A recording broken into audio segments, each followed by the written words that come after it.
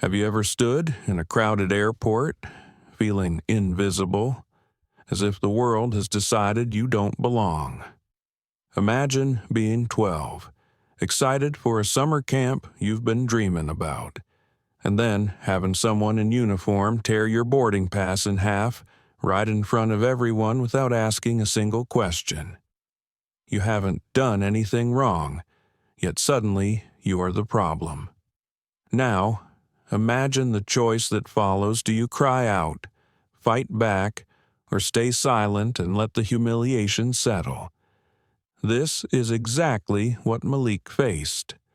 A young boy, holding his mother's letter close to his heart, confronted a world ready to assume the worst. And all along, his father, a man of quiet strength, a leader, and the owner of the airline watched.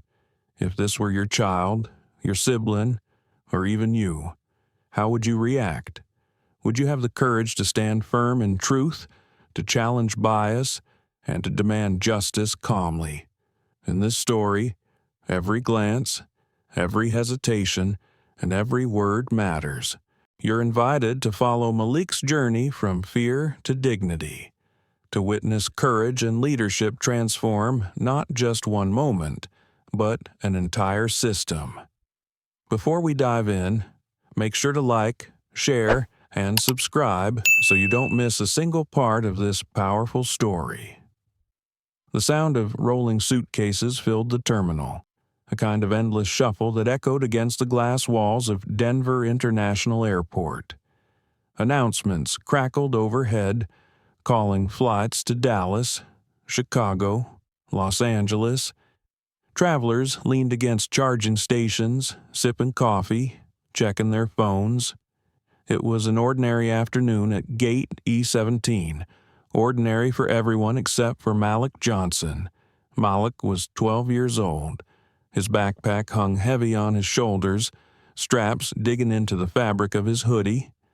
Inside the bag he had packed snacks, a sketch pad, a pair of headphones, and something more precious than any of it, a folded letter from his mother, Alicia. He had read it over and over since she slipped it into his pocket that morning. The note was written in her gentle script, "Sit by the window. Look out at the mountains. It will feel like you're flying over a painting." He clutched those words the way some kids might hold on to a lucky coin. This was his first time flying alone, and though Horizon Air Group's policy said 12 was old enough, Malik's palms were damp. His father had assured him he was ready, and deep down, Malik believed it too. Still, his heart beat faster than usual as he waited in line with his boarding pass pressed between his fingers. He wasn't going anywhere dangerous, just Seattle. 2 weeks at a robotics camp his dad had helped sponsor. Malik was the only kid from his school attending, and his parents were proud of that. Proud enough that his mom had kissed him twice at drop-off, and his dad had ruffled his hair in front of everyone, something Malik pretended to hate but secretly liked.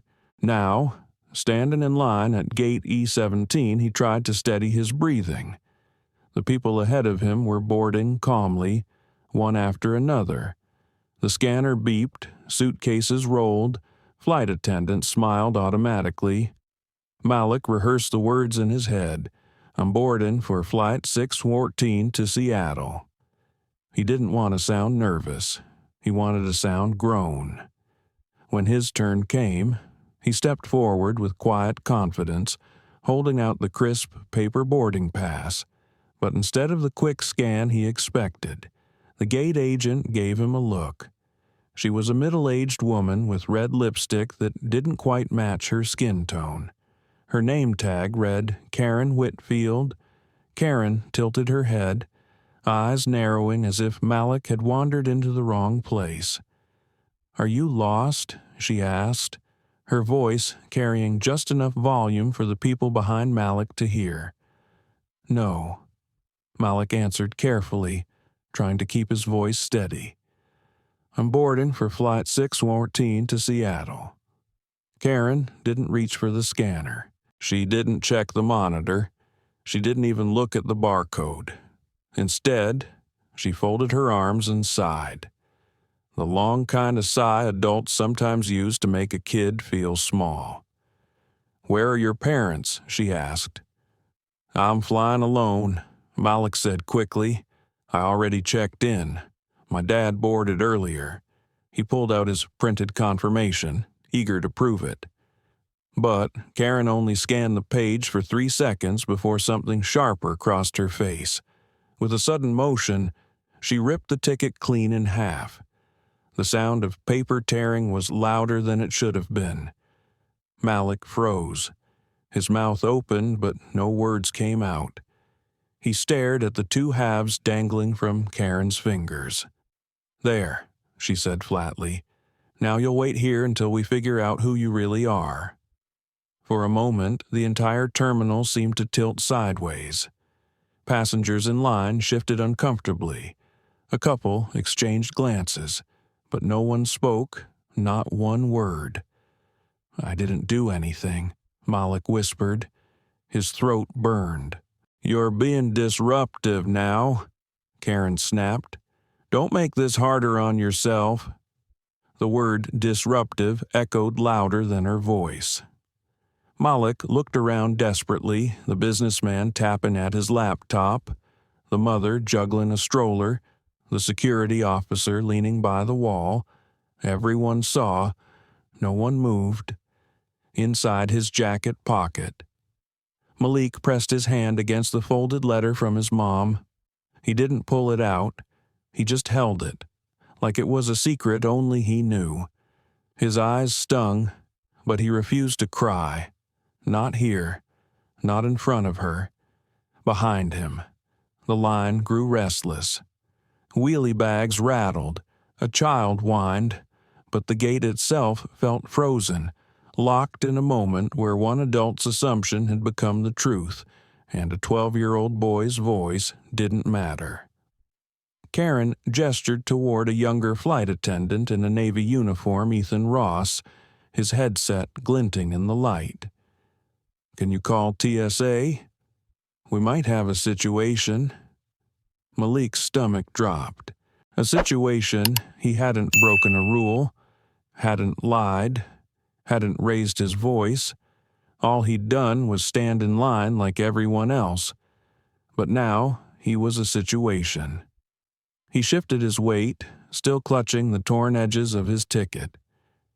He thought about the robotics camp waiting for him in Seattle, the projects he had promised his friends he'd show them, the pride on his mom's face. And now this. The silence around him was suffocating. Not the kind of silence that brings peace, but the kind that lets injustice breathe unchecked. For the first time, Malik understood what his father once told him at the dinner table. Sometimes the hardest part isn't the insult itself. It's the silence of everyone who saw it happen and chose to say nothing. At 12 years old, Malik was living that truth, and yet he didn't know that just a few steps away. Someone was watching, someone who wasn't going to stay silent, someone whose very presence would turn this moment into something far bigger than a torn piece of paper. Long before Malik stood at gate E17 with a torn ticket in his hands, that morning had begun in the Johnsons' kitchen with the smell of pancakes and the buzz of travel day nerves. David Johnson had insisted on making breakfast himself. Even though he was scheduled for meetings later that afternoon in Denver, he was not a chef. His pancakes were lopsided, more oval than circle, but Alicia smiled and ate them anyway. Malik pretended to critique each one like a judge on a cooking show, but deep down, he loved every imperfect bite. "Fuel for a future engineer," David said as he slid another onto his son's plate. Malik grinned. "I'll design a robot to flip these better than you." "Good," David replied. "Then you'll know you've built something useful." It was the kind of banter the Johnson family thrived on light, teasing, yet full of love. But beneath it all was the quiet awareness that today was a milestone. Malik's first solo flight, a rite of passage. Alicia had been the most nervous. She had packed Malik's bag twice, checked his ID 3 times, and slipped that folded letter into his jacket pocket. She knew her son. She knew his heart, his sensitivity, his tendency to hold things in. She wanted him to have a reminder of her voice when the silence of the world felt too loud. Remember, she had whispered while hugging him at the terminal curb. Sit by the window, look for the mountains. You'll feel like you're flying over a painting. David, on the other hand, masked his nerves behind a steady calm. Years of leading Horizon Air Group had taught him how to project composure even when storms brewed beneath the surface. He believed his son was ready. More than that, he believed Malik needed this. "You don't grow," David often said, "by staying where it's comfortable. You grow when you carry yourself through the uncomfortable." Still, as he walked his son through the check-in process earlier that day, he watched Malik carefully, watched the way his son's small hands held the boarding pass as though it were both shield and sword, watched the way his shoulders straightened when he approached the counter. Pride swelled in David's chest, but so did something heavier, something older, the memory of all the times he himself had stood in rooms where his presence was questioned before his words were heard. Alicia had caught his gaze at the curb, her eyes saying what her lips didn't, keep an eye on him. So David did something unusual. Instead of heading straight to the lounge or his own flight, he lingered, quietly, unannounced. He positioned himself near enough to see the gate but far enough not to interfere. He wanted to see the process play out. He wanted to witness how his son was treated, not because he doubted Malik's ability, but because he knew the world could be merciless even to a boy who followed every rule. Back home, Horizon Air Group was more than an airline. To David, it was a vision of equity in the skies. He had risen from modest beginnings in Birmingham, Alabama, carrying baggage both literal and historical. His grandmother had worked cleaning houses. His mother had stretched paychecks across weeks. And yet, David had become one of the few black CEOs in aviation, a field notorious for its lack of diversity at the top. Every decision he made for Horizon was infused with that history. He believed flying should feel like belonging. He wanted every passenger, no matter their skin tone or wallet size, to step onto a plane and feel dignity wrap around them like a warm blanket. But David also knew ideals could wither in practice. Training modules could be ignored. Policies could be bent. Bias could slip through cracks. That was why he stayed behind at gate E17. From his vantage point, he saw Malik waiting, clutching his ticket. He saw Karen Whitfield scanning passengers with an air of impatience, and he saw the way her expression changed when Malik stepped forward. David felt it instantly, that subtle tightening of her features, the tilt of her head that said she'd already drawn conclusions. He had seen it too many times, at boardrooms, at country clubs, at fundraising dinners where he was mistaken for staff before he took the podium. He felt his jaw tense, but he stayed back. He wanted to see if maybe, just maybe, this time would be different. Then he heard it, the sound of tearing paper, loud, final. He saw his son's face fall. He saw the silence of the crowd, and something inside him, something patient and tempered by years of leadership, snapped into resolve. This wasn't just a mother's letter in a boy's pocket. This wasn't just a missed flight to a robotics camp. This was the very reason David had built Horizon Air in the first place, to stop moments like this from happening. To prove that the sky belonged to everyone. And now, here it was, happening at his own gate. David stepped forward, his stride even, his expression calm but unyielding. He wasn't a man who needed to raise his voice. His presence alone shifted the air. People turned, conversations hushed. Karen looked up from her desk as he crossed the invisible line between observer and participant. Malik's eyes flicked toward him, relief flooding his small frame. David's voice was low but carried effortlessly. "Is there a reason my son isn't on that plane?" The words were calm, but they struck like thunder. For a moment, Karen froze. She hadn't connected the boy's last name to the man standing in front of her now. She hadn't realized. She hadn't cared enough to look, and now the consequences of that indifference stood at her gate, steady as granite, asking for an explanation. What she didn't know, what almost no one in that terminal knew, was that David Johnson didn't just happen to be Malik's father. He was also the CEO of the very airline she represented, the architect of its vision, the man whose decisions shaped every policy, every paycheck, every plane in the Horizon fleet. And in the silence that followed his question, the ordinary hum of the airport faded. Something else was about to begin. The moment David's voice cut through the air, Karen's posture stiffened. She hadn't expected to be questioned, certainly not in front of passengers. She adjusted her blazer and tried to recover her authority, but the torn ticket still lay on her desk like evidence of a crime she couldn't explain away.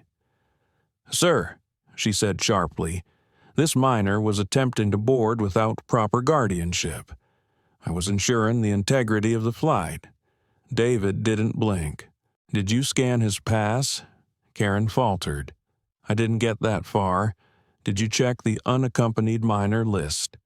His voice was calm, almost conversational, but each word landed heavy. "No, but you assumed," David said. He didn't raise his voice, yet the silence around him deepened. Passengers leaned closer. The businessman with the laptop closed it. The mother with the stroller shifted forward. People were beginning to sense this was not an ordinary disagreement at a gate.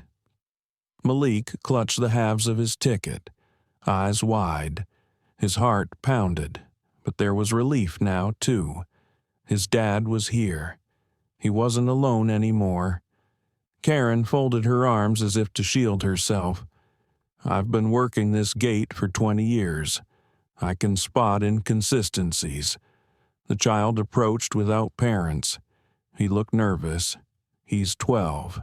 David replied evenly. "Nervous is normal, but nervous isn't criminal. Nervous doesn't justify tearing up a valid boarding pass." Karen's jaw tightened. "I was protecting the airline." David's gaze sharpened. "You were protecting your assumptions, and in doing so, you humiliated a child who followed every rule." The words hung between them. Ethan Ross shifted behind the counter, headset cord brushing his collar. His stomach churned. He had checked Malik in earlier, verified the ID, scanned the pass. He knew the truth, but saying it aloud would mean directly contradicting his senior colleague. His probationary status weighed on him like a chain. One wrong step and he could be out. Still, his conscience gnawed. He thought about his own nephew, the same age as Malik, who had just flown alone for the first time last month. He pictured his nephew's face if someone had ripped up his ticket and called security. That image was enough to make Ethan take a slow breath. He wasn't sure if he could stay silent much longer. Meanwhile, the TSA officer had arrived, a stocky man in mirrored sunglasses. He chewed gum while Karen explained. Possible fake ticket. Claims his father boarded earlier. No ID. Disruptive behavior. The officer turned to Malik. Name Malik Johnson, he whispered. The officer pulled out a tablet, typed quickly, and then raised his eyebrows. We've got a Johnson on the manifest. 2. Actually, David Johnson checked in 30 minutes ago. Minor confirmed for service. A murmur rippled through the waiting area. Passengers exchanged glances. Some nodded quietly, as if validation of the system confirmed what Malik had been saying all along. Karen's face flushed. She pressed her lips together but didn't back down. Even so, he shouldn't approach the gate alone. Ethan finally spoke. His voice was low but clear. He followed procedure. He checked in with me an hour ago. I verified everything. He's fine. Karen shot him a glare sharp enough to slice drywall, but Ethan didn't waver. His chest was tight, but he felt lighter now that the truth was out of his mouth. The crowd was stirring. A woman in her 30s stepped forward. I saw him. He was standing in line like everybody else. He showed his ticket. He wasn't disruptive. Yeah, another passenger muttered. This doesn't feel right. The spell of silence was breaking. What had been a private humiliation was turning into a public reckoning. Malik still hadn't spoken. He held the halves of his ticket like fragile evidence of something he didn't yet know how to name. But inside, his mother's words echoed. Look at the mountains. You'll feel like you're flying over a painting. Right now, he felt grounded, heavy, pinned beneath the weight of assumptions. David placed a hand gently on his son's shoulder, steadying him. Then he turned back to Karen, who was struggling to maintain control. You didn't just mishandle a procedure, he said. You tore apart a boy's first independent journey. You stripped dignity from a child. And you did it not because of facts, but because of what you chose to see. Karen's breath quickened. I didn't know who he was. That's the problem, David answered. It shouldn't matter who he is. The words landed with the force of a gavel. Some passengers nodded, others whispered. A man in a ball cap shook his head slowly, murmuring, Unbelievable. For Malik, the moment was overwhelming. Part of him wanted to sink into the floor. Part of him wanted to shout that he hadn't done anything wrong, but mostly he felt something stirring. He couldn't quite name a mix of shame and pride, fear and hope tangled together. He looked at his father, who stood steady, unshaken, commanding the room without raising his voice. For the first time, Malik understood that strength wasn't always loud. Sometimes it was quiet and immovable, like a mountain itself. Karen tried once more to reclaim authority. I was protecting the flight. I was trained to David interrupted, still calm. Trained to what? To ignore the manifest? To destroy a valid boarding pass?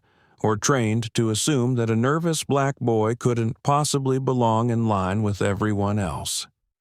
The terminal seemed to exhale as the question lingered. No one rushed to fill the silence. Even the TSA officer. Gum paused between chews, stayed still.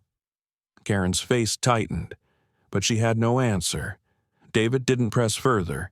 He simply looked toward the security cameras mounted above the gate. I want the footage reviewed.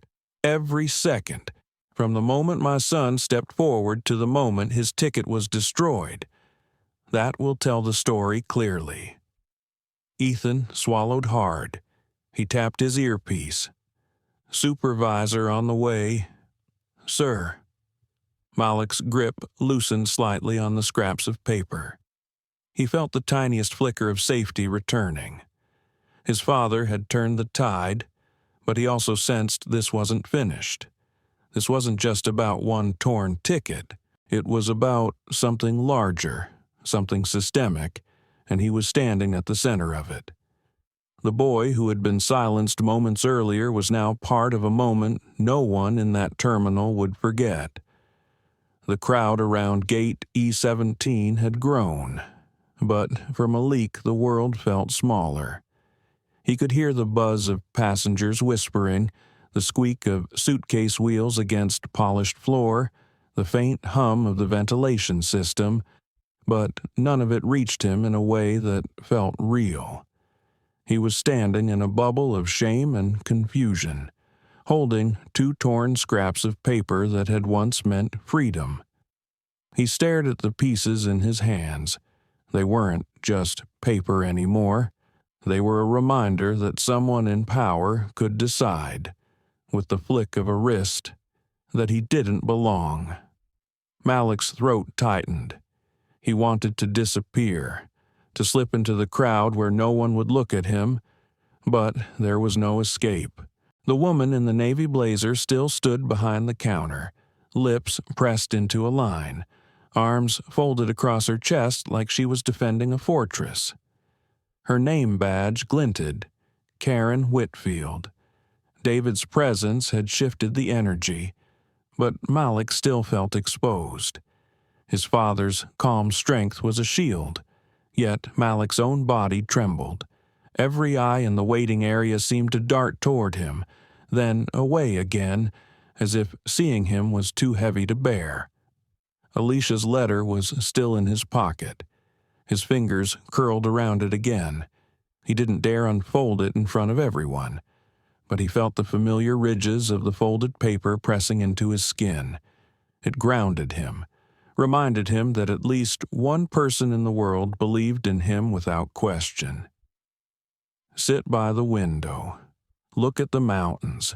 It will feel like you're flying over a painting. He had imagined that moment so many times. Now, the thought of a window seat seemed almost unreachable. David noticed the way his son's shoulders curved inward, the way Malik's gaze stayed fixed on the scraps. He remembered being 12 himself, walking into a department store in Birmingham, trying to buy a pair of shoes with money he had saved. He remembered the clerk ignoring him, speaking only to the white customers behind him, acting as though David didn't exist. That same helplessness now etched itself on his son's face. David's chest ached with it. "Malik," he said gently. "Breathe." Malik lifted his eyes.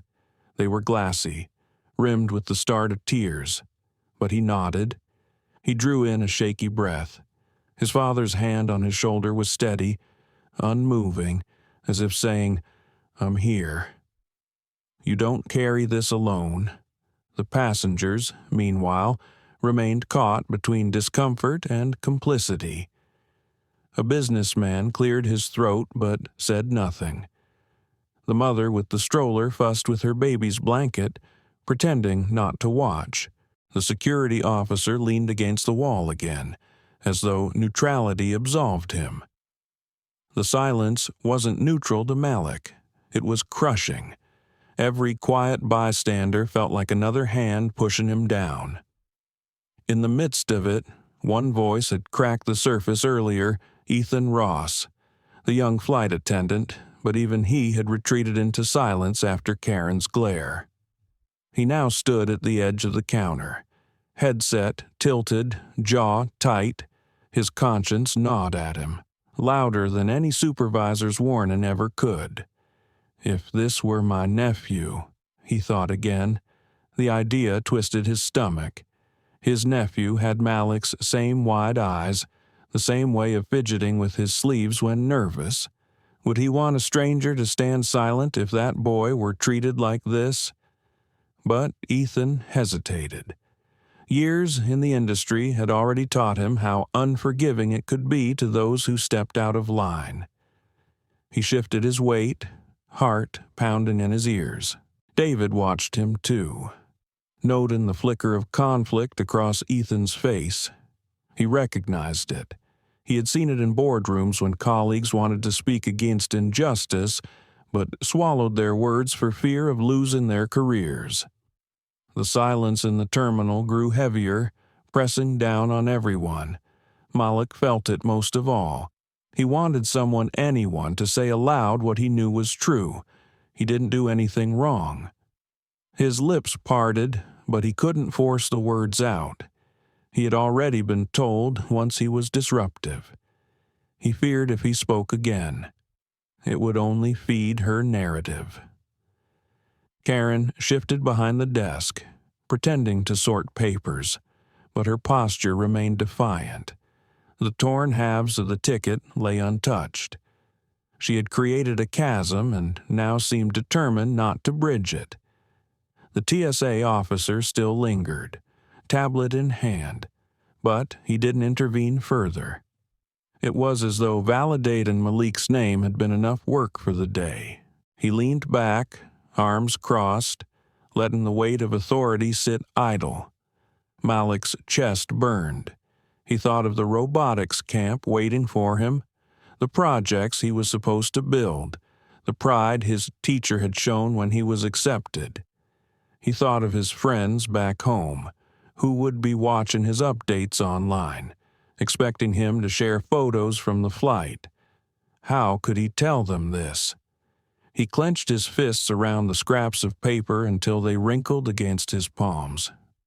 The silence felt endless, a punishment in itself.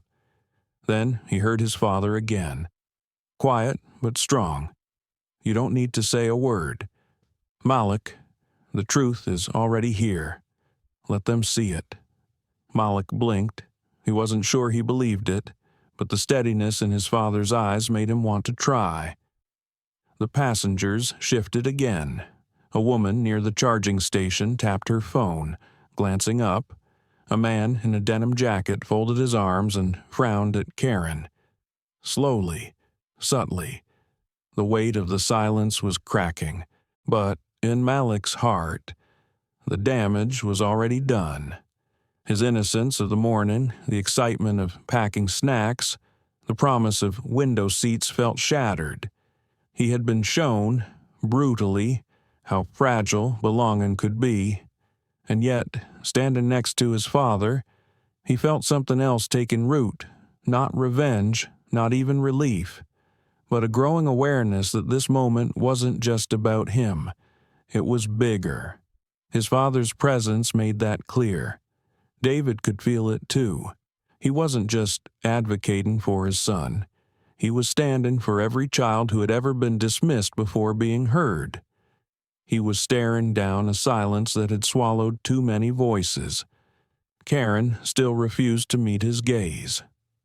She stared at her monitor as though the screen might rewrite reality, but her authority was unraveling, thread by thread.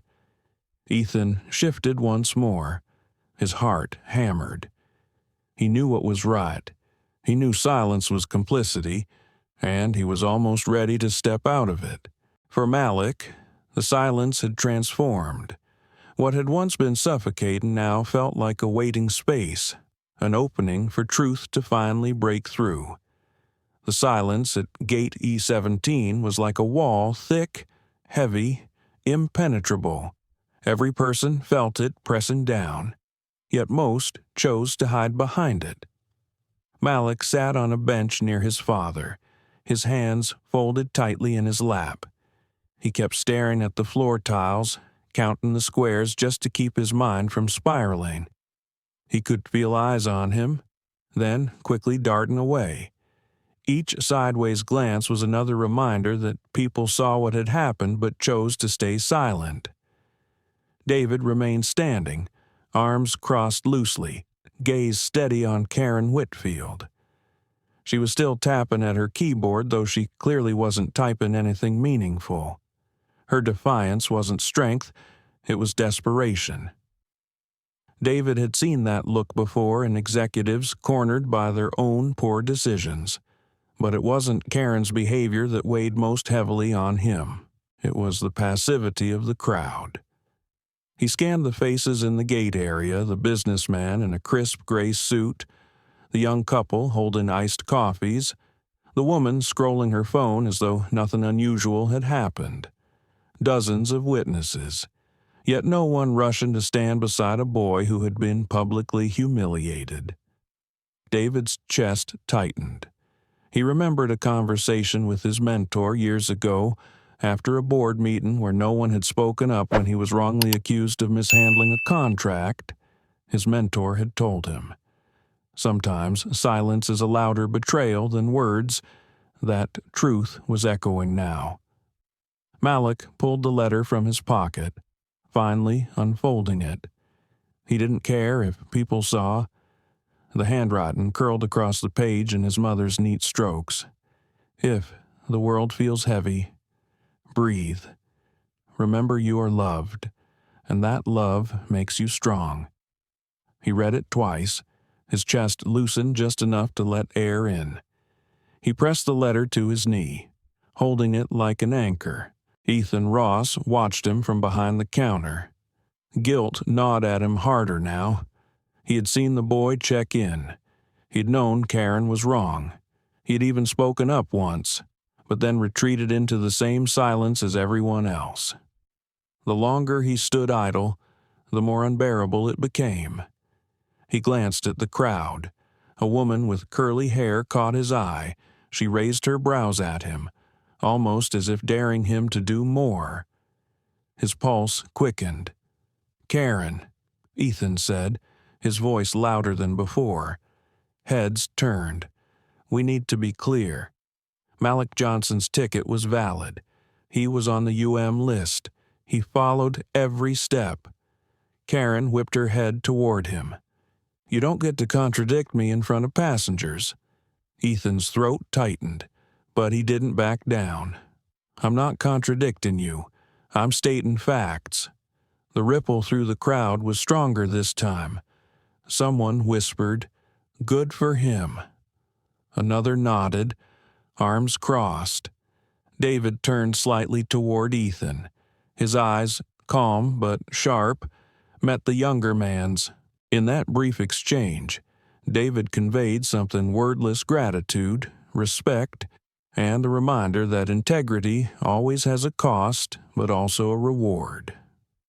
Karen's lips thinned. "You're out of line." "No," Ethan said quietly, though his voice carried, "What happened to this boy was out of line." Malik's heart jolted. For the first time, someone other than his father was saying it aloud. He wasn't invisible anymore.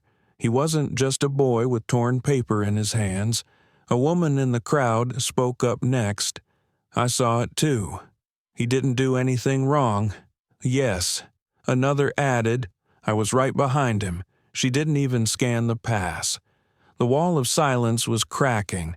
Karen looked around, realizing control was slipping. "You people don't understand the responsibility I have. If something goes wrong, it's on me." David's voice cut through, steady as ever. "Responsibility doesn't give you permission to mistreat. True responsibility means protecting dignity as much as security." The bystanders shifted again. The businessman in the gray suit cleared his throat and finally spoke. "The gentleman's right. This doesn't look good. Not for the airline. Not for anyone." It was small, but the tide was turning. What had been isolation was becoming solidarity, piece by piece. Malik looked up, stunned to see strangers beginning to defend him. His pulse slowed, breath evening out. It wasn't just his father anymore. Other people were stepping in. The shame that had wrapped around him began to unravel, replaced by something lighter. But it also hurt, in a way, hurt that it had taken so long, hurt that silence had been the default until courage trickled in. David sensed his son's conflict. He leaned down just slightly and said, "Remember this. Malik. Sometimes people are afraid to speak at first, but one voice can break the spell, and once it's broken, others will follow. Be grateful for the ones who choose courage but never forget the cost of silence. Malik nodded, the words pressing into him like another kind of letter, one he would carry long after this day. The gate area buzzed now with whispers, conversations shifting, passengers sharing their observations. The bystander effect was dissolving. People were no longer content to be quiet.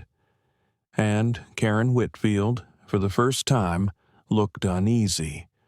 Her fortress was crumbling, not because one man opposed her, but because the room itself was beginning to turn. Malik sat straighter on the bench, letter still in hand. The silence that had once suffocated him was gone. In its place was a chorus of voices uneven, imperfect, but enough to remind him that dignity could be restored, even after it had been torn in two. The buzz of voices at gate E17 grew louder, but David Johnson hadn't raised his own yet. He stood steady, tall but calm, as if waiting for the right moment to speak. His stillness carried weight, more powerful than shouting ever could. Karen Whitfield sensed it too. She kept her hands on the keyboard, tapping at phantom entries just to avoid his gaze. But David's silence wasn't empty. It was gathering force, like thunder before a storm. Malik sat beside him, clutching his torn ticket. The noise around them made his chest thrum. He wanted his dad to fix everything, but he also knew his father never rushed. He always said, "The strongest voice is the one that doesn't need to shout." The supervisor finally arrived, Dean Rosner, a lean man in his 40s, blazer slightly rumpled, eyes scanning the scene with practiced caution. He looked first at David, then at Karen, then at the boy holding scraps of paper like evidence from a crime scene. "What's going on here?" Dean asked. His tone was neutral, but his brow furrowed as he caught sight of the torn boarding pass. Karen straightened immediately. This child attempted to board with a fraudulent ticket. I intervened to prevent a security breach. Dean blinked, clearly surprised by the phrasing. Fraudulent. "Did you confirm that with the manifest?" Karen hesitated. The pause was brief but obvious. I didn't need to. It was obvious something was wrong. "Obvious?" David finally said. His voice was low, smooth, but it cut through the noise like glass. Obvious based on what? Exactly. Every head turned toward him. The calmness in his voice held a gravity that commanded attention. Karen's lips tightened. He was alone, nervous, couldn't produce ID. It didn't look right. "Didn't look right," David repeated. He stepped forward, just one slow pace, but it shifted the entire dynamic. You saw a 12-year-old boy standing in line with his pass. That was all. You didn't scan it. You didn't check the system. You didn't follow protocol. You just decided he didn't belong. The words landed heavy. Malik looked up at his dad, both relieved and unsettled.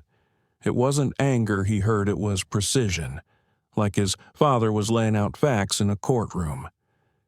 Dean cleared his throat. "Karen, is that true?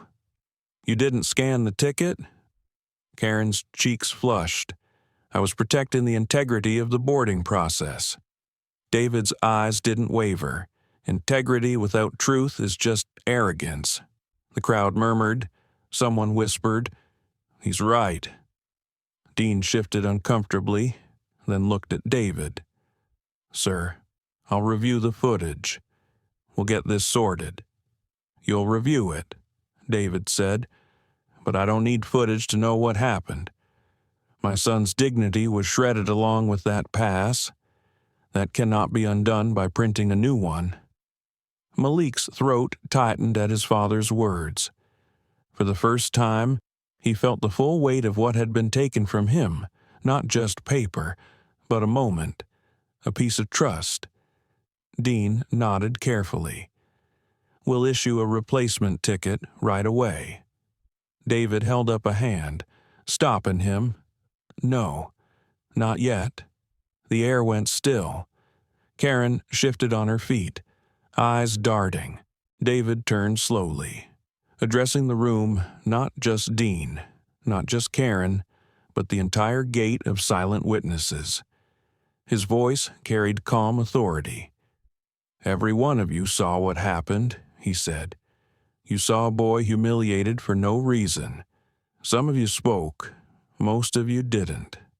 That silence is what makes moments like this possible.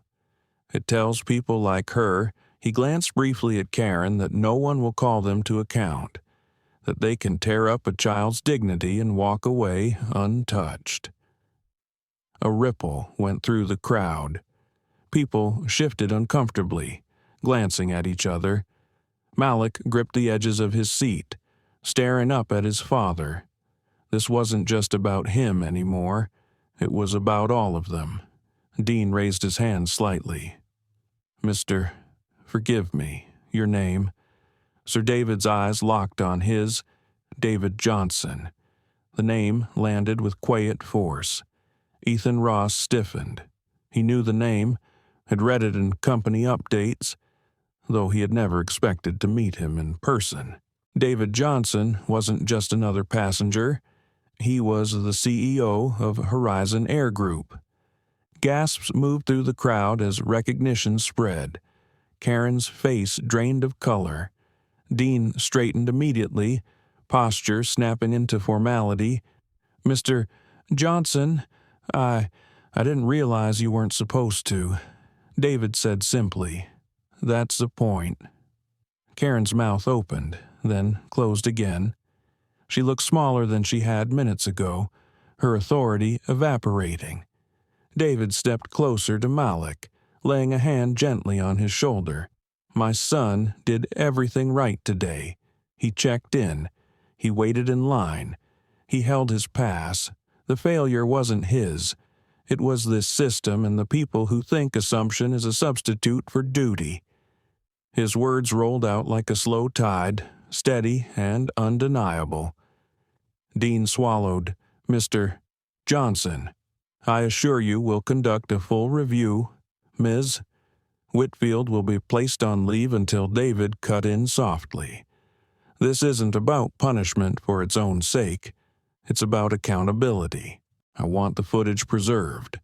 I want a full report on my desk, and I want to know exactly how you'll prevent this from happening again." Dean nodded rapidly. "Yes, sir. Absolutely. I'll see to it personally." Karen finally spoke, her voice cracking. "I didn't know who he was." "If I had known, that's the problem," David said, still calm, still level. "It shouldn't matter who he is. No child should have to rely on a powerful father standing behind them to be treated with basic respect." Silence fell again, but it wasn't the same as before. This silence carried weight, a reckoning. Malik looked around. The faces in the crowd weren't avoiding his gaze now. They were watching, some guilty, some supportive. All changed. David guided Malik to his feet. "Come, son, you're boarding now, and you'll walk through that gate with your head high, because that's the seat you earned." Malik nodded, clutching his mother's letter in one hand and the torn ticket in the other. He stepped forward beside his father. Karen stared at the desk, hands frozen. For the first time in years, she felt her authority slip completely away. David didn't gloat. He didn't sneer. He just walked with his son toward the jet bridge, his quiet presence louder than any raised voice could ever be. And every bystander knew they had witnessed something that would not vanish when the plane left the ground. The jet bridge hummed with fluorescent light as David and Malik stepped onto it, leaving behind the murmur of the gate. Malik's chest felt tight, as though he was carrying more than just his backpack. His father's steady hand on his shoulder grounded him, yet his legs still trembled. The flight attendants at the aircraft door straightened instantly when they saw David. Sharon Mills, a senior attendant with warm eyes, stepped forward. "Mr. Johnson," she said quietly, "we've been informed of the incident. I just want you to know, we're deeply sorry." She crouched slightly to Malik's level. "And you, young man, deserve better than what you just went through." Malik's lips parted, but no sound came. For the first time that day, he felt seen without having to fight for it. David nodded. "Thank you, Sharon. What matters now is that he gets on this plane without feeling like an intruder. We'll see to it," Sharon promised. They entered the cabin, and Malik instinctively slowed, eyes darting from row to row. Passengers glanced at him, some with curiosity, some with recognition from the gate scene. He wanted to shrink, but his father kept walking calmly, making space for him to walk tall. Their seats were in first class, but Malik tugged at his dad's sleeve. "Can we sit by the wing instead? Mom said the view's better there." David smiled faintly. "Then that's where we'll sit." Sharon quickly rearranged seating with a nod. Within minutes, Malik was settled by the window, his sketch pad on his lap, the jagged halves of his ticket tucked into its pocket. The plane filled with the usual shuffle bags overhead, safety briefings, the soft rustle of magazines. But for Malik, every sound was sharper. He could still hear the rip of paper in his mind. He pressed the letter from his mom into his palm, breathing deeply. As the plane pushed back from the gate, David leaned toward him. "Son, what happened back there, it wasn't about you. It was about what she chose to see. Don't let that choice define you." Malik turned the paper scraps over in his hands. "It felt like I didn't belong." "You do?" David said simply. "Always? The problem isn't your belonging. It's the blindness of those who refuse to see it." The engines roared as the plane accelerated.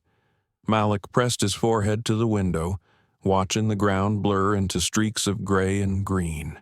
When the wheels lifted, his stomach fluttered not just from takeoff, but from the release of weight he'd been carrying since the gate. Above the clouds, the sky was a soft blue canvas. Malik exhaled, shoulders lowering. For the first time in hours, he wasn't waiting for the next blow. Sharon returned with 2 glasses of water and a folded note. From the supervisor at the gate, she whispered to David. David unfolded it. "Mr. Johnson, Colleen Whitfield has been placed on leave pending review. We are initiating a system-wide audit of boarding procedures. Accountability begins now. Signed, Dean Rosner." David tucked the note into his jacket without comment. Malik noticed, but didn't ask. He could tell by his father's face that this wasn't finished. A passenger across the aisle leaned over a man with a silver buzz cut and a denim jacket. "That your boy?" he asked. David nodded. The man looked at Malik. "Handled yourself real calm. Son, most kids would have fallen apart." Malik shifted. "I almost did." The man gave a knowing nod. "Still, took courage to hold steady. Remember that." Malik glanced at his dad, who gave him the smallest smile of agreement. The flight settled into its rhythm. Beverages served. Lights dimmed slightly. Malik opened his sketch pad and began to draw jagged mountains under a wide sky, a plane cutting across it. He shaded carefully, His hand is steady now. David watched him for a while, then closed his eyes. He wasn't sleeping. He was thinking. He thought of the countless letters he had received from passengers describing discrimination. He thought of the boardroom discussions where statistics replaced stories. And now, one of those stories was his son's. The ache in his chest deepened. It was different when it touched your own family. "Dad," Malik said suddenly, breaking his concentration, "do you think they'll fire her?" David opened his eyes. "I don't know. Do you want them to?" David considered. "What I want is for her to understand why it matters. Why what she did wasn't just wrong, it was dangerous. People don't learn when they're erased. They learn when they're forced to see what they tried not to." Malik nodded slowly. "I drew her," he said, flipping a page in his sketch pad. There, a sketch of a woman behind a desk, not cruel but ordinary. Above the desk, he had scrawled 2 words, "Do better." David's throat tightened. He placed a hand on Malik's back. "That's powerful, son. More powerful than punishment." For a while, they sat in silence, the hum of the engines wrapping around them. Malik leaned his head against the window, eyes tracing the snow-dusted peaks far below. When the plane began its descent, Sharon returned. "Malik, the captain said you can visit the cockpit before we land if you'd like." Malik's eyes widened. "Really, really." Sharon smiled. David gave a nod. "Go on." Malik disappeared toward the front, his excitement carrying him forward. David watched him. Pride swelling, but so did something else an ache, knowing his son had learned a harsh truth too early. When Malik returned minutes later, grinning, he plopped back into his seat. "Dad, the pilot said I could sit in the captain's chair next time we fly." David chuckled softly. "You planning on becoming a pilot now?" "Maybe," Malik said. "At least in the air. Everyone looks the same." David's smile faded slightly at the weight of those words. He reached over and squeezed Malik's hand. "That's true in the sky. Our work is making it true on the ground." The plane touched down in Seattle. The landing gear thudded, and passengers stirred, gathering their things. Malik closed his sketch pad and tucked it into his backpack. At the front of the plane, an airport staffer waited with a small sign, "Unaccompanied minor, Malik Johnson." David knelt beside his son. "I'll see you in 2 weeks. And when you walk through this terminal, remember you belong everywhere you step." Malik hugged him tight. "Love you, Dad. Love you too, son." David watched as Malik disappeared into the terminal with the escort, backpack bouncing against his shoulders. He stood there a moment longer, the scraps of the torn ticket still in his pocket. They weren't just paper. They were a reminder of the work still to do. 2 days later, the sun set over Oakland Bay, painting the skyline in fading streaks of orange and violet, from the 22nd floor of Horizon Air Group's headquarters. David Johnson sat at his desk, the torn boarding pass resting beside his keyboard. The halves of paper were smoothed flat, but the jagged edge where they had been ripped still caught the light like a scar. He hadn't thrown them away. He couldn't. The office around him was sleek mahogany shelves, tall glass windows, a framed photograph of Malik at last year's robotics fair. Yet tonight, despite the view and the prestige, the room felt heavier than usual. His assistant, Maya Lewis, stepped in quietly. "Dean Rosner's report just came through," she said, setting a folder on the desk. "And Colleen Whitfield, she's requested a meeting with you. 10 minutes, as you instructed." David rubbed his temples before nodding. Bring her in after I finish reading." Maya hesitated. "You're sure you want to meet with her personally? HR can handle." David raised his eyes. "Accountability doesn't happen at arm's length." Maya gave a small nod and left. David opened the folder. The report was thorough timestamps from security footage, statements from witnesses, Ethan Ross's testimony. Every detail matched what he already knew. Malik had followed every rule. The failure was systemic and human assumptions unchecked. Silence unchallenged. At the back of the folder was Dean's note, "We recommend a system-wide retraining initiative focused on bias recognition, de-escalation, and engagement with youth passengers." David exhaled. It was a start, but a start wasn't enough. A knock sounded. Maya ushered in Colleen Whitfield. She looked smaller than she had at the gate, her blazer slightly wrinkled. Her eyes ringed with sleepless shadows. She stood stiffly across from him, hands clasped. "Mr. Johnson," she began, her voice wavering. "Thank you for agreeing to see me." David gestured to the chair opposite his desk. "Sit." She did, perching on the edge like a student before a principal. For a moment, David said nothing. He let the silence stretch, forcing her to sit with it. Finally, he spoke. "You tore up my son's ticket without scanning it. Why?" Her throat bobbed. "I thought it was fake. He was alone. He seemed nervous." "You thought," David interrupted softly, "not confirmed, not verified. You assumed." He tapped the boarding pass halves on his desk. "This is what you left him with."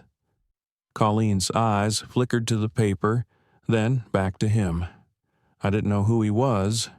David leaned forward slightly, and if he had been no one, if his father wasn't sitting in this office, what would have happened then? Her lips parted, but no answer came. David's voice stayed calm, but it carried steel. "That's the problem. You weren't just wrong. You were careless with a child's dignity.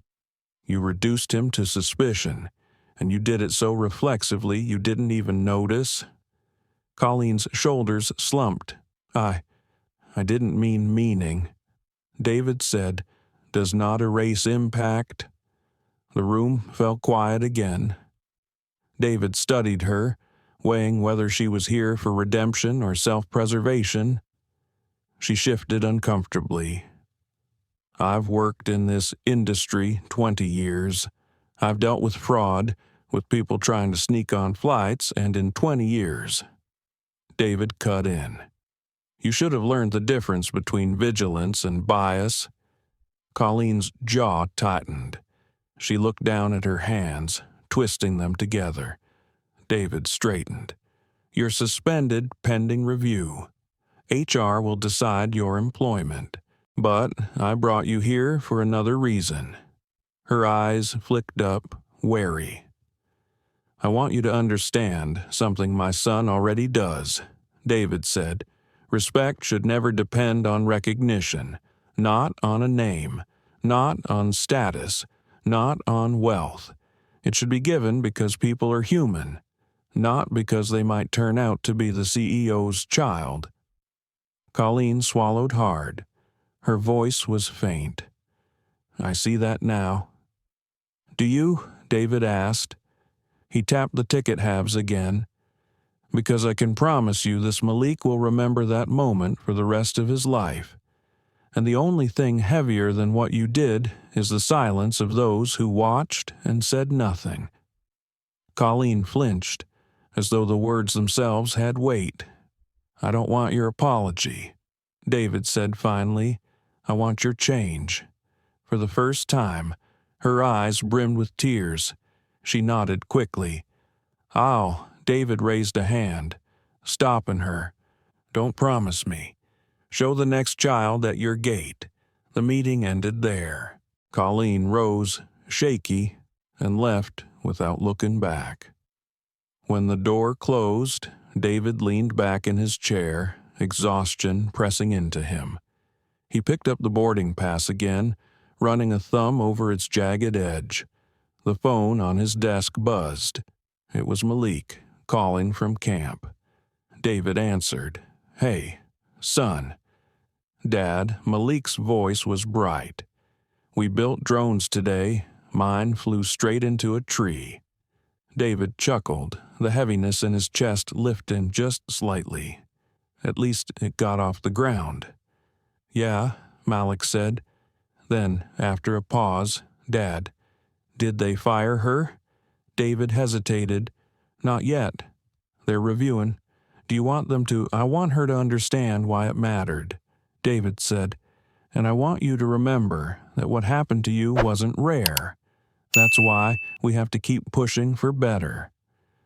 Malik was quiet for a moment. Then I drew her again. This time I put her behind a desk with the words, "Do better," on the glass. "I think I'll keep it."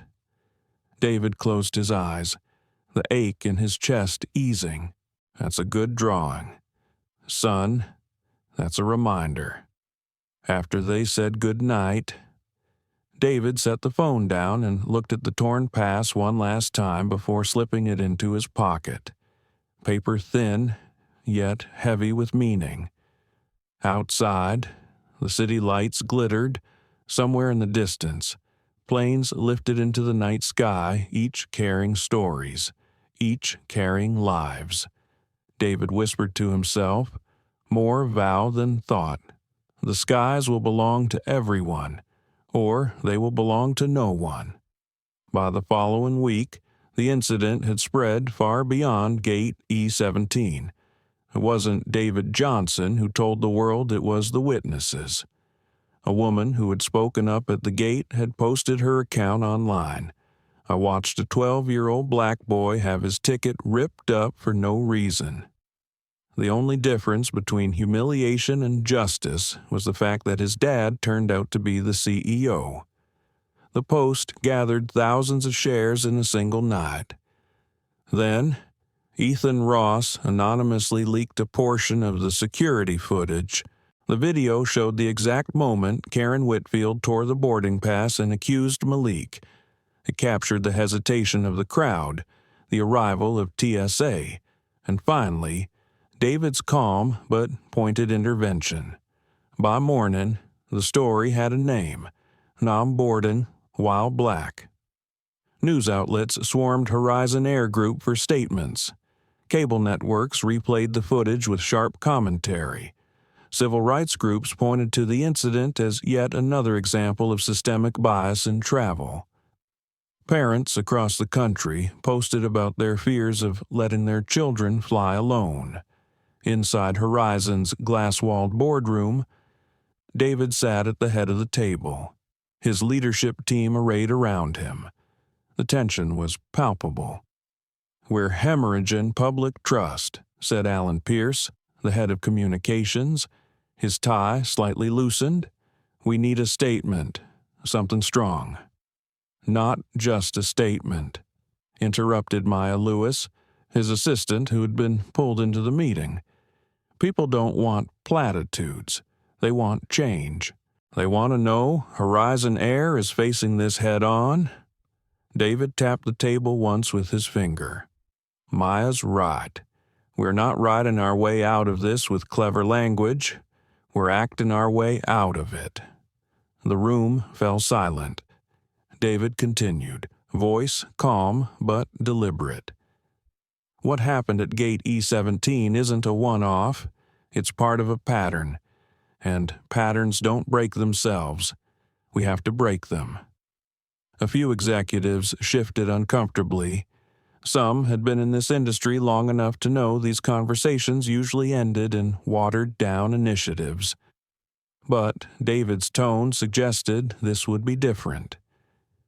"Here's what we'll do," David said, unfolding a list he had written himself the night before. 1A full system-wide audit of gate and boarding interactions, with particular focus on unaccompanied minors and passengers of color. 2. Mandatory bias recognition and de-escalation training for every employee, from the counter to the cockpit. 3. A whistleblower channel protected from retaliation, so when people like Ethan see something, they can act without fear. Ethan, seated quietly near the back as an observer, stiffened at the mention. His eyes flicked to David with a flash of gratitude. 4. David said, we establish an independent advisory board made up of passengers and community leaders. They will review our practices and we will listen even when it stings. Maya scribbled notes quickly, eyes flicking up to catch every word. Alan raised a hand. David. The cost of this, David cut him off gently. The cost of silence is higher. The words landed like a gavel. The meeting ended with action items, deadlines, and a press conference scheduled for the next morning. That night, David stood by his office window, looking out over the bay. His phone buzzed. It was Malik, calling from camp again. Dad, Malik said, excitement bubbling in his voice. We had a competition today. My drone flew the farthest. I even won a medal. David smiled, relief washing over him. That's incredible. Son, I'm proud of you. Did people find out about what happened? Malik asked quietly. They did, David admitted. It's everywhere now. Are they mad at you? No, David said softly. They're mad at what happened to you, and that's exactly how it should be. Malik hesitated. I don't want people to just feel bad. I want them to do something. David's throat tightened. So do I, and we're going to make sure they do. The next morning, cameras flashed as David stepped onto the stage at Horizon's press conference. The backdrop bore the airline's logo, but his words would carry far beyond corporate branding. He looked directly into the cameras, his voice steady. Last week, my son was humiliated at one of our gates. His boarding pass was torn, his dignity questioned, and his presence treated as a threat. The only reason this story ended differently is because his father happens to be me, the CEO of this company. But that is not the protection a child, or any passenger, should need. Reporters scribbled furiously. Flashes popped. David continued. This is not about one employee. This is about a culture that has allowed assumptions to override duty, silence to override justice, and fear to override humanity. That ends now. He outlined the reforms, the audits, the training, the advisory board. Each step was met with a low hum of approval. And one more thing, he added, his voice firm. We will not measure success by the absence of scandal, but by the presence of dignity in every interaction. Horizon Air was built on the belief that the skies belong to everyone. We are going to live up to that. When he stepped down from the podium, the room erupted with questions, but David walked away without answering further. He hadn't come to debate. He had come to declare. That evening, as news outlets broadcast clips of his speech, Malik sat in his dorm lounge with other campers. Some of them had seen the video from the gate. Others had only caught the press conference. One boy nudged Malik. Dude, that was your dad? Malik flushed, uncomfortable with the attention. Yeah, another camper, a girl with braids and a robotics badge pinned to her hoodie, said quietly. I've had stuff like that happen to me at airports, too. People think I don't belong. What your dad said, it meant something. Malik met her eyes, realizing for the first time that his pain wasn't just his. It was shared. And maybe, just maybe, his family's voice could make things better not only for him, but for kids like her. That night, he sketched again. This time, not Karen, not the gate. He drew a wide sky, planes crisscrossing like threads, and beneath them, a crowd of people, all different yet standing together.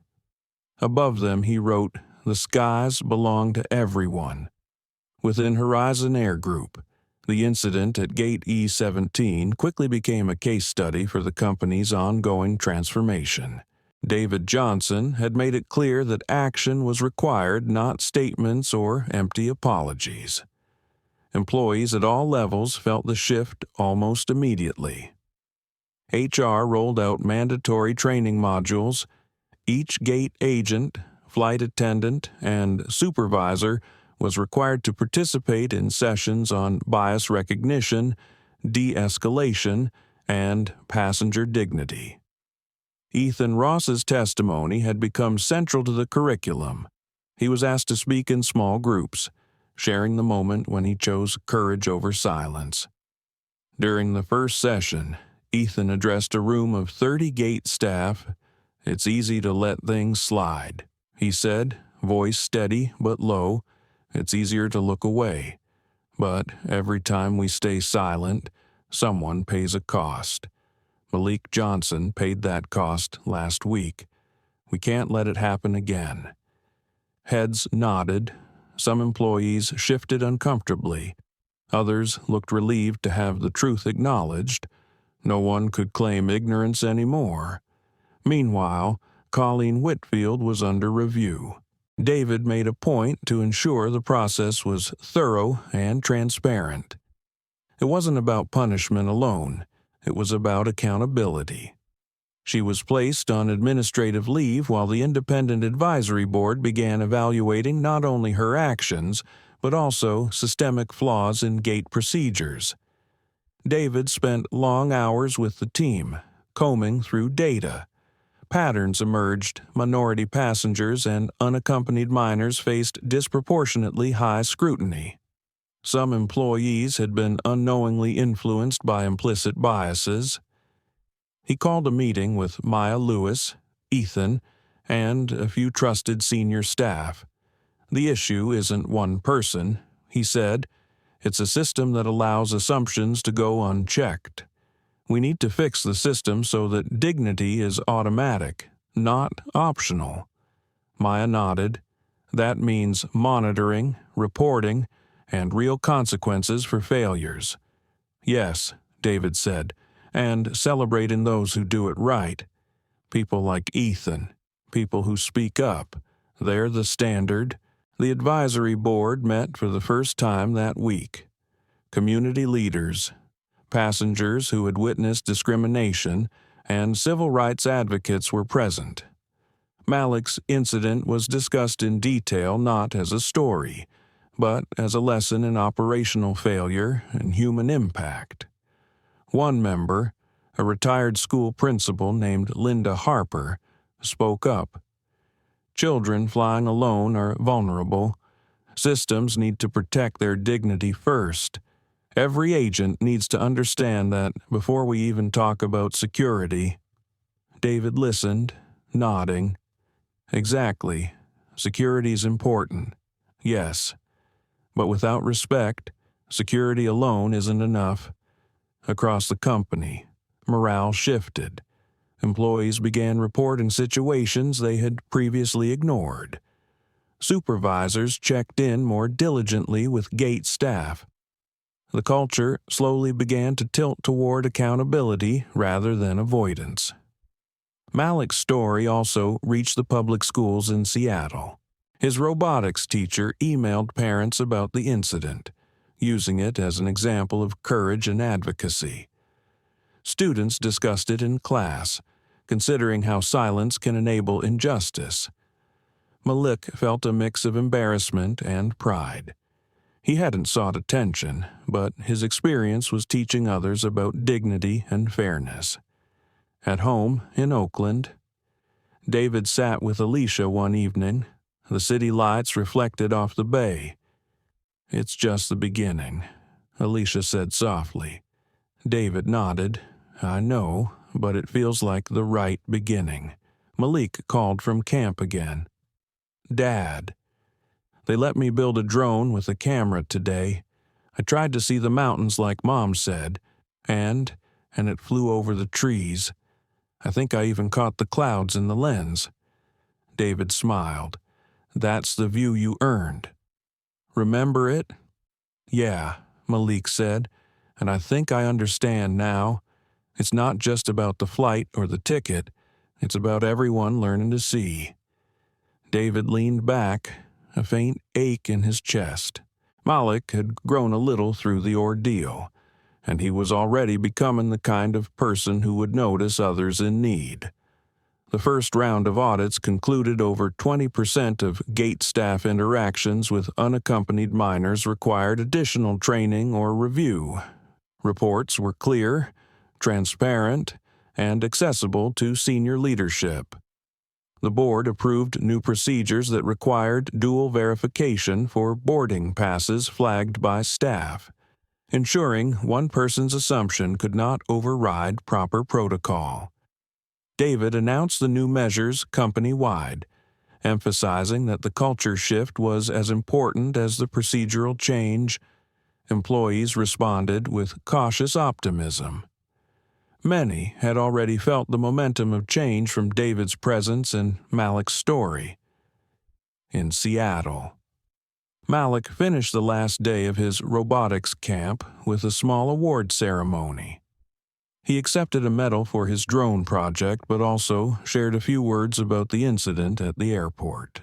"Sometimes people make mistakes. Sometimes they see things wrong. But it matters what we do next.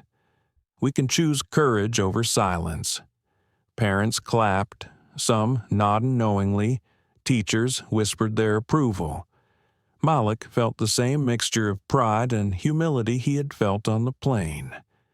The experience had changed him, but in a way that felt purposeful. David returned to his office in Oakland, watching the sun set over the skyline. Horizon Air Group had begun to shift, but he knew one incident didn't fix everything. Patterns of bias ran deep. Systems had been flawed for decades, but now, for the first time, the change had momentum. The culture of silence had been challenged, and a path forward had been established. Weeks had passed since the incident at Gate E-17, yet its impact rippled through Horizon Air Group and the lives of everyone involved. For David Johnson, the work was far from finished. He had set the wheels of reform in motion, but true change required more than new policies. It required trust rebuilt from the ground up. Inside Horizon's Oakland headquarters, David convened a meeting with all gate managers and senior flight attendants. The room was filled with a mix of anxiety and curiosity. Some employees were eager to hear the new direction. Others felt defensive, unsure how to reconcile past actions with the future David envisioned. David began quietly, letting the weight of silence settle over the room. "We've made mistakes. One child's experience brought those mistakes to light, but mistakes alone aren't what we're accountable for. It's the choices we make afterward that define us." He paused, letting the words sink in. "Today, we're going to talk about rebuilding trust, not just with our passengers but within our teams. We cannot ask for loyalty or honesty from our staff if we fail to model integrity at the top." Heads nodded, pens scribbled. Ethan Ross shifted in his seat, feeling the familiar tension of responsibility. He had already spoken up once at Gate E-17, and now he saw the ripple effect. Other employees were looking at him, silently weighing whether they could do the same if confronted with similar situations. David outlined practical steps for rebuilding trust, open forums where employees could share experiences of bias without fear, a transparent reporting system for passenger incidents, and regular review sessions of boarding interactions. Every staff member would receive feedback and recognition for handling situations with dignity.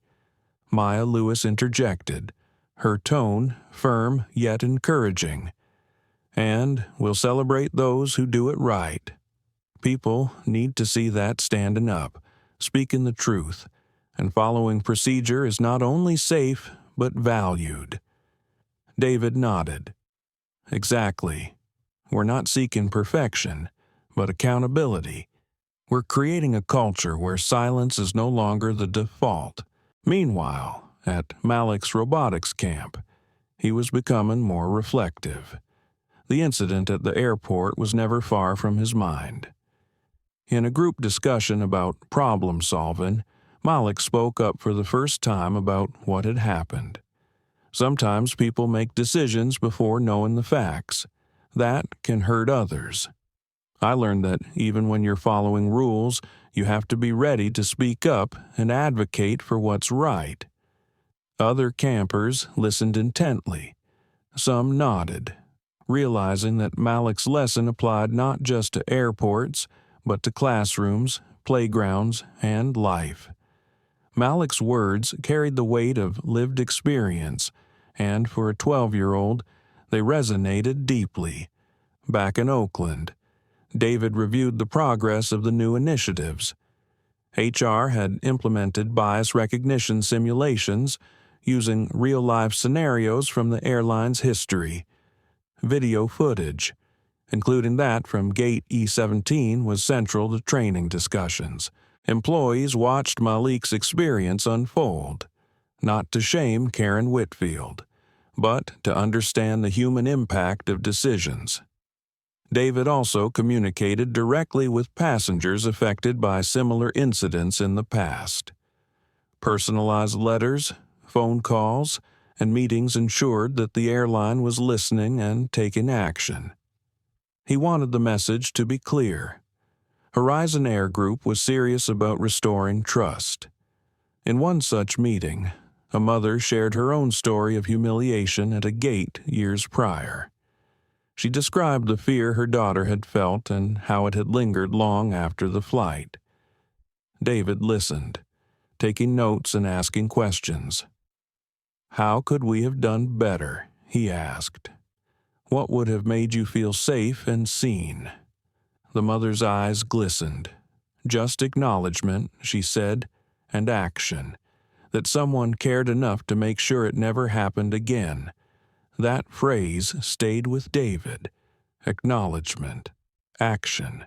Two pillars of trust that required constant reinforcement. Back at camp, Malik was finishing a drone project with a partner. As they adjusted propellers and tested flight paths, Malik's thoughts drifted to the airport incident. He realized that even though the immediate problem was resolved, the lesson extended far beyond him. Dignity, fairness, and courage weren't privileges, they were responsibilities. When he called his father that evening, Malik said quietly, "I think I understand now. It's not just about me. It's about everyone who might be next." David smiled softly over the phone. "Exactly, son, and that's why we do this work every day. Not for recognition, not for applause, but so that dignity is automatic, not optional, across the company." The effects of the new initiatives became visible. Gate agents reported situations they had previously ignored. Flight attendants shared stories of intervening when passengers were mistreated. The advisory board began reviewing monthly progress reports, ensuring that systemic change was sustained. Colleen Whitfield remained on administrative leave during this period. She received the training materials and advisory board feedback, and though she had yet to return to the floor, the hope was that when she did, her actions would reflect the lessons learned from Malik's experience. David walked the halls of Horizon Air Group, observing staff interactions. He saw hesitancy turn into confidence, silence turn into conversation, and fear turn into proactive engagement.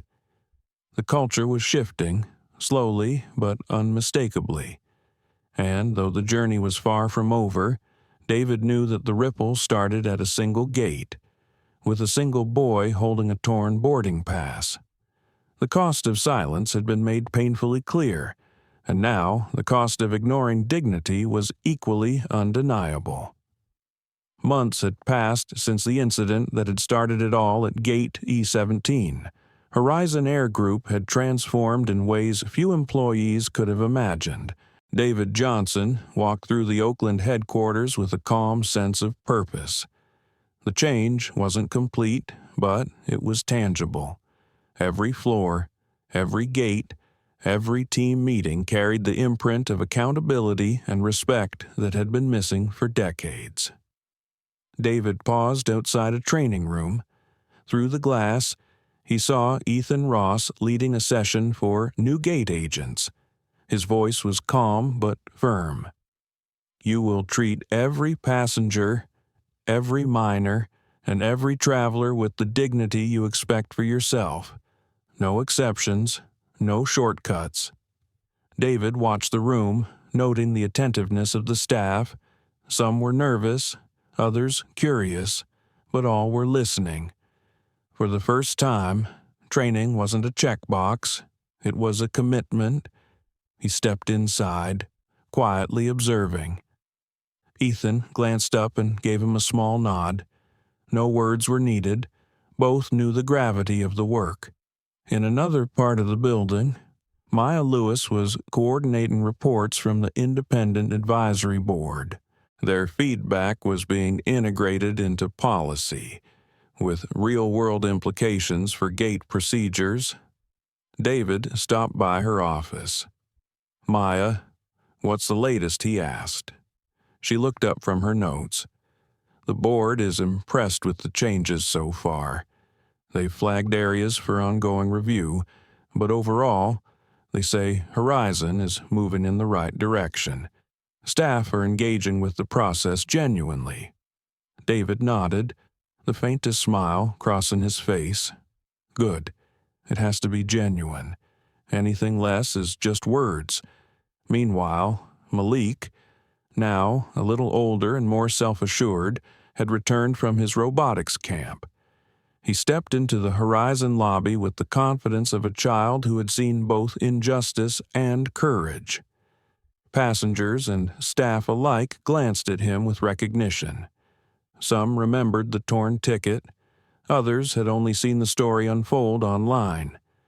But Malik walked through the space differently now, shoulders straight, head high, carrying both his mother's letter and his sketch pad. David met him at the entrance. "Ready to see how things have changed?" he asked. Malik nodded. "I think so. Dad, I want to see that what happened to me won't happen to anyone else." They walked through the terminal together. At each gate, staff greeted them respectfully. Malik's eyes scanned the boarding areas.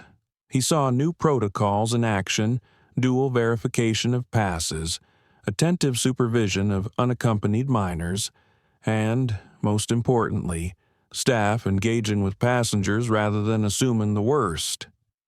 David stopped near gate E21. "Look at this. Son, notice how staff interact," Malik observed quietly. An agent approached a young girl traveling alone. He asked polite, clarifying questions, verified her pass without assumption, and offered a smile before letting her continue. Malik's lips curved slightly. "It feels different," he said. "People are watching each other and caring, not just checking boxes." David nodded. "Exactly. This is the kind of culture we've been aiming for, one where dignity is automatic, not dependent on who you know or what you look like." As they moved on, Ethan Ross approached. "Mr. Johnson," he said, a mix of pride and humility in his voice. "We've had several incidents this month where staff intervened to prevent mistakes before they escalated. Passengers have noticed. Feedback has been overwhelmingly positive. David gave a small nod. Good, that's progress. But keep in mind, one incident solved doesn't fix the system. This has to be continuous. Maya joined them with a tablet. I've been collecting stories from passengers. Some sent letters, others called. Everyone mentions the incident at gate E17, but they also recognize the change now. They're hopeful. Malik glanced at his father. Dad, I think they understand what you meant when you said respect shouldn't depend on recognition. David smiled faintly. They're learning, and that's the point. Later, in the executive boardroom, David held a small ceremony for Ethan Ross and other staff who had exemplified courage and integrity during the transformation. Certificates were given, and brief words were shared. The emphasis was not on accolades, but on the reinforcement of values. Malik sat quietly at his father's side, watching the recognition given to those who had spoken up at the gate. He saw the difference that courage made not just for him, but for the entire airline. That evening, back in his office overlooking the bay, David reflected on the journey. He retrieved the torn boarding pass from his pocket. The jagged edges still felt heavy, but now they were also a symbol, a reminder of why he had to act, and why it mattered so deeply. He dialed Malik's number. "Hey, son," he said when his voice picked up. "Hi," Dad Malik said cheerfully. "I've been drawing planes today. I drew the gate and the people, but everyone's smiling now." David chuckled softly. "That's good. Smiles matter. They're a small measure of change, but important." Malik hesitated, then asked quietly, "Dad, do you think people will really change?